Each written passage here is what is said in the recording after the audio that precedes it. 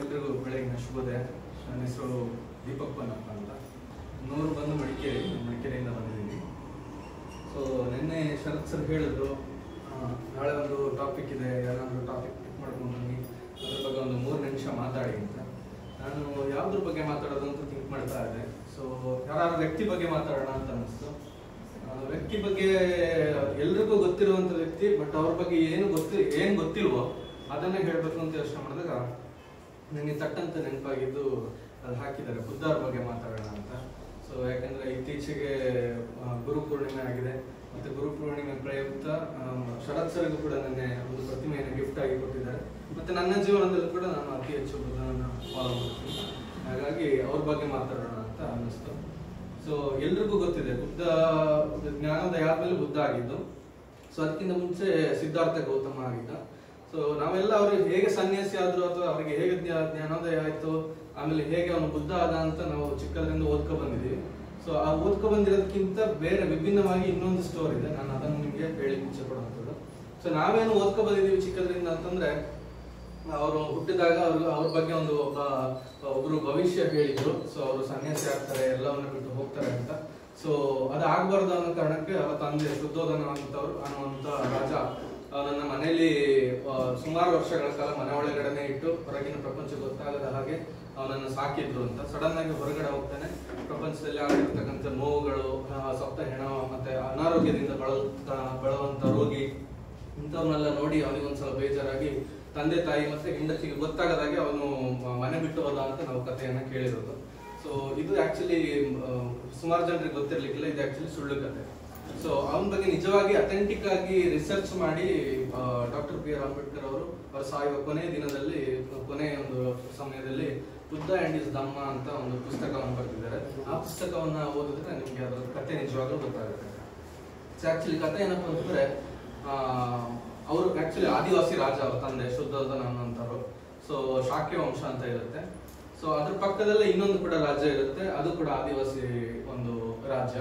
So 2 ರಾಜ್ಯಗಳ ಮಧ್ಯೆ ಒಂದು ನದಿ ಹರಿತಾ ಇರ್ತದೆ. ಸೊ ಆ ನದಿಯ ನೀರಿಗೋಸ್ಕರ 2 ರಾಜ್ಯಗಳ ಮಧ್ಯೆ ಯಾವಾಗಲೂ ಸಣ್ಣ ಪುಟ್ಟ ಗಲಾಟೆಗಳಾಗ್ತಾ ಇರ್ತದೆ. ಸೊ ಈ ಬುದ್ಧನ ರಾಜ್ಯದಲ್ಲಿ ಏನಂದ್ರೆ ಅವರ ಆಡಳಿತಕ್ಕೆ ಅನುಕೂಲವಾಗಿ ಒಂದು ಸಂಘಟನೆಯನ್ನು ಕಟ್ಕೊಂಡಿರ್ತಾರೆ. ಆ ಸಂಘಟನೆಯಲ್ಲಿ ಬುದ್ಧ ಕೂಡ, ಸಿದ್ಧಾರ್ಥ ಗೌತಮ ಕೂಡ ಮೆಂಬರ್ ಆಗಿರ್ತಾನೆ. ಸೊ ಅಲ್ಲಿ ಒಂದು ನಿಯಮ ಇರುತ್ತೆ, ಅಲ್ಲಿ ಏನೇ ಡಿಸಿಷನ್ ತಗೊಂಡ್ರು ಅಲ್ಲಿರ್ತಕ್ಕಂಥ ಎಲ್ಲ ಮೆಂಬರ್ಗಳು ಅದನ್ನ ಒಪ್ಕೋಬೇಕು. ಒಪ್ಕೊಂಡಿಲ್ಲ ಅಂತಂದ್ರೆ ಅವ್ರು ಏನ್ ಡಿಸಿಷನ್ ತಗೊಂಡು ಯಾರು ಒಪ್ಪಲ್ವೋ ಅವ್ರ ಮೇಲೆ ಏನೇ ಕ್ರಮ ತಗೊಂಡ್ರು ಅದಕ್ಕೆ ಬದ್ಧವಾಗಿ ಆ ಕ್ರಮವನ್ನ ಸ್ವೀಕರಿಸಬೇಕು ಅನ್ನೋ ಒಂದು ನಿಯಮ ಇರುತ್ತೆ. ಸೊ ಅವರು ಈ ನೀರಿಗೋಸ್ಕರ ಗಲಾಟೆ ಆಗ್ತಾ ಇರುವಂತ ಸಂದರ್ಭದಲ್ಲಿ ಅಲ್ಲಿರ್ತಕ್ಕಂಥ ಮೆಂಬರ್ಗಳೆಲ್ಲ ನಾವು ಅವ್ರ ಮೇಲೆ ಇನ್ನು ಪಕ್ಕದ ರಾಜ್ಯದ ಮೇಲೆ ಯುದ್ಧ ಮಾಡೋಣ, ಅವರನ್ನ ಹೇಗಾದ್ರೂ ಮಾಡಿ ಎಲ್ಲರನ್ನ ಕೊಂದಾಕಿದ್ರೆ ಸಂಪೂರ್ಣ ನೀರು ನಮ್ಮ ರಾಜ್ಯದ ಜನತೆಗೆ ಸಿಗುತ್ತೆ. ಸೊ ಈ ರೀತಿ ಅವ್ರ ಮೇಲೆ ಯುದ್ಧ ಸಾರೋಣ ಅಂತ ಒಂದು ಮೀಟಿಂಗ್ ಕರೀತಾರೆ. ಸೊ ಸಿದ್ಧಾರ್ಥ ಗೌತಮ ಚಿಕ್ಕ ವಯಸ್ಸಿನಿಂದಲೂ ಸೊ ಹಿಂಸೆ ವಿರುದ್ಧವಾಗಿದ್ದಂಥವನು, ಎಲ್ಲ ಪ್ರಾಣಿಗಳ ಮೇಲೆ, ಮನುಷ್ಯರ ಮೇಲೆ ಪ್ರೀತಿಯಿಂದ ಆಗಿರ್ತಾನೆ. ಸೊ ಈ ಒಂದು ಅವರ ಡಿಸಿಷನ್ ಅನ್ನು ವಿರೋಧಿಸ್ತಾನೆ ಅವನು. ಸೊ 2 ರಾಜ್ಯದ ಹಿರಿಯರು ಕೂತ್ಕೊಂಡು ಡಿಸ್ಕಸ್ ಮಾಡಿದ್ದನ್ನ ಈಸಿಯಾಗಿ ಸಾಲ್ವ್ ಮಾಡ್ಬೋದಲ್ಲ, ಯಾಕೆ ಯುದ್ಧನೇ ಮಾಡ್ಬೇಕು, ಯಾಕೆ ಸಾವಿನ ಮೂಲಕ, ಯಾಕೆ ಹಿಂಸೆಯ ಒಂದು ಮಾರ್ಗವನ್ನೇ ಹಿಡಿಬೇಕು ಅಂತ ವಾದ ಮಾಡ್ತಾನೆ. ಸೊ ಇದ್ದಂತೆ ಎಲ್ಲಾ ಮೆಂಬರ್ಗಳು ಯುದ್ಧ ಮಾಡ್ಬೇಕು ಅಂತ ರೆಡಿ ಇರ್ಬೇಕಾದ್ರೆ ಇವನು ಅದಕ್ಕೆ ವಿರುದ್ಧವಾಗಿ ಹೋಗ್ತಾನೆ. ಸೊ ಅಲ್ಲಿರ್ತಕ್ಕಂಥ ಸಂಘಟನೆಯ ಮೆಂಬರ್ಗಳೆಲ್ಲ ಇವನ ವಿರುದ್ಧವಾಗಿ, ಇಲ್ಲ ನೀನು ನಮ್ಮ ಮಾತನ್ನ ಕೇಳೋದಾದ್ರೆ ಮಾತ್ರ ಹುಟ್ಟಿಲ್ಲದಿದ್ರೆ ನೀನು ನಾವು ಕೊಡುವಂತ ಪನಿಷ್ಮೆಂಟ್ ಅನ್ನು ತಗೊಂಡು ಹೋಗ್ಬೇಕಾಗುತ್ತೆ ಅಂತ.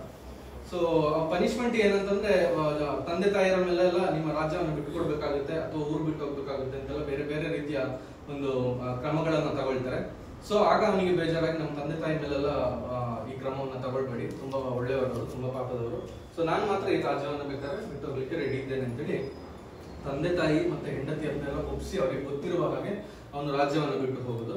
ಸೊ ರಾಜ್ಯವನ್ನು ಬಿಟ್ಟು ಹೋಗುವಂತ ಸಂದರ್ಭದಲ್ಲಿ ಅವನ ಮನಸ್ಸಲ್ಲಿ ಕಾಡ್ತಾ ಇರುತ್ತೆ, ಸೊ ಇಷ್ಟು ಚಿಕ್ಕ ವಿಷಯಕ್ಕೆ ನಾನು ರಾಜ್ಯವನ್ನು ಬಿಟ್ಟು ಹೋಗ್ಬೇಕಾಗಿತ್ತ, ಒಂದು ಜನರ ಮೇಲೆ ಇಷ್ಟೊಂದು ದ್ವೇಷ ಬೇಕಿತ್ತ, ಒಬ್ಬರ ಮಧ್ಯೆ ಒಬ್ಬರು ಯಾಕೆ ಅಸೂಯೆ ಎಲ್ಲ ಇಟ್ಕೋಬೇಕು, ಪ್ರೀತಿಯಿಂದ ಎಲ್ಲವನ್ನ ಸಾಧಿಸ್ಬೋದಲ್ವಾ. ಸೊ ಹಾಗಾದ್ರೆ ಈ ಜಗತ್ತಿನಲ್ಲಿ ಯಾಕೆ ಇಷ್ಟು ದುಃಖಗಳಿದೆ, ಯಾಕೆ ಇಷ್ಟು ಅನ್ಯಾಯಗಳು ನಡೀತಿದೆ, ಇದಕ್ಕೆ ಏನು ಮಾರ್ಗ, ಯಾವ ರೀತಿ ಇದನ್ನ ಸಾಲ್ವ್ ಮಾಡ್ಬೋದು ಅಂತ. ಸೊ ಈಗ ನಾನೀಗ ಹುಟ್ಟಿದ್ರೆ ನನಗೊಂದು ಆಯಸ್ಸು ಇರುತ್ತೆ, ಒಂದು 70 ವರ್ಷನೋ 80 ವರ್ಷ ಬದುಕ್ತೀನಿ ಅಂತ. ಒಬ್ಬ ಮನುಷ್ಯ ಹುಟ್ಟಿದಾಗಿನಿಂದ ಸಾಯುವವರೆಗೂ ಯಾವುದೇ ನೋವಿಲ್ಲದೆ, ಯಾವುದೇ ದುಃಖ ಇಲ್ಲದೆ ಸಂತೋಷದಿಂದ ಬದುಕುವುದು ಹೇಗೆ ಅನ್ನುವಂತ ಯೋಚನೆ ಅವನಿಗೆ ಕಾಡುತ್ತೆ. ಅದಕ್ಕೋಸ್ಕರನೇ ಅವನು ಬೇರೆ ಬೇರೆ ರೀತಿಯ ಮಾರ್ಗಗಳನ್ನ ಕಂಡುಹಿಡಿದು ಉತ್ತರ ಏನು ಅಂತ ಹುಡುಕ್ತಾನೆ. ಸೊ ಅದರಲ್ಲಿ ಬೇರೆ ಬೇರೆ ರೀತಿಯ, ಫಾರ್ ಎಕ್ಸಾಂಪಲ್ ಒಂದು ಹೇಳೋದಾದ್ರೆ ಕಂಪ್ಲೀಟ್ ಊಟ ನೀರು ಎಲ್ಲ ಬಿಟ್ಟು ಸುಮಾರು ವರ್ಷ ಸುಮ್ಮನೆ ಹಂಗೆ ಇರ್ತಾನೆ ಉಪವಾಸ. ಇದರಿಂದ ಏನಾದ್ರು ನನಗೆ ಉಪಾಯ ಹೊಳಿಬಹುದು ಅಂತ ಹೋಗಿ ಹೋಗಿ ಹೋಗಿ ಇಷ್ಟೇ ಸಣ್ಣ ಆಗಿರ್ತಾನ. ಇನ್ನೇನು ಸಾಯ್ಬೇಕು ಅನ್ನೋಷ್ಟೊತ್ತಿಗೆ ಇಲ್ಲ, ಈ ಮಾರ್ಗ ಬೇಡ, ಇನ್ನೊಂದು ಮಾರ್ಗ ಹುಡ್ಕೋಣ ಅಂತೇಳಿ ಜ್ಞಾನಕ್ಕೆ ಹೋಗೋದು. ಅವನು ಜ್ಞಾನಕ್ಕೆ ಹೋಗಿ ಅರಳಿ ಮರದ ಕೆಳಗೆ ಧ್ಯಾನಕ್ಕೆ ಕೂತು ತಪಸ್ಸು ಮಾಡಿ ಯೋಚನೆ ಮಾಡಿ ಮಾಡಿ ಮಾಡಿ ಅನಂತರ ಅವನಿಗೆ ಸಮಾಜದಲ್ಲಿ ಇರ್ತಕ್ಕಂಥ ದುಃಖಗಳಿಗೆ ಏನು ಉಪಾಯ ಅನ್ನೋಂಥ ಒಂದು ಮಾರ್ಗ ಅವನಿಗೆ ಜ್ಞಾನೋದಯ ಆಗುತ್ತೆ. ಸೊ ಜ್ಞಾನೋದಯ ಆದ ನಂತರ ಅವನು ಬುದ್ಧ ಆಗ್ತಾನೆ. ಮತ್ತು ಅವನಿಗೇನು ಅರಿವಾಯ್ತೋ ಸತ್ಯಗಳು ಅದನ್ನ ಜಗತ್ತಿಗೆ ಸಾರಲಿಕ್ಕೆ ಇಡೀ ಭಾರತದಾದ್ಯಂತ ಅವನು ಸಂಚಾರ ಮಾಡ್ತಾನೆ. ಇದು ಬುದ್ಧನ ಬಗ್ಗೆ ನಾನು ಹೇಳ್ಬೇಕು ಅನ್ಕೊಂಡಿದ್ದು. Thank you so much. Business ಜ್ಞಾನ ಭಂಡಾರದಲ್ಲಿ 3 ಪುಸ್ತಕ ಇರುತ್ತೆ. 3 ಪುಸ್ತಕ ಸೇರಿ ತುಂಬಾ ಕಡಿಮೆ ಬೆಲೆಗೆ, ಅಂದ್ರೆ ಪ್ರಿಂಟಿಂಗ್, GST ಮತ್ತೆ ಸರ್ವಿಸ್ ಕೊರಿಯರ್ ಚಾರ್ಜಸ್ ಬಿಟ್ರೆ ಮತ್ತೇನು ತಗೊಂತ ಇಲ್ಲ.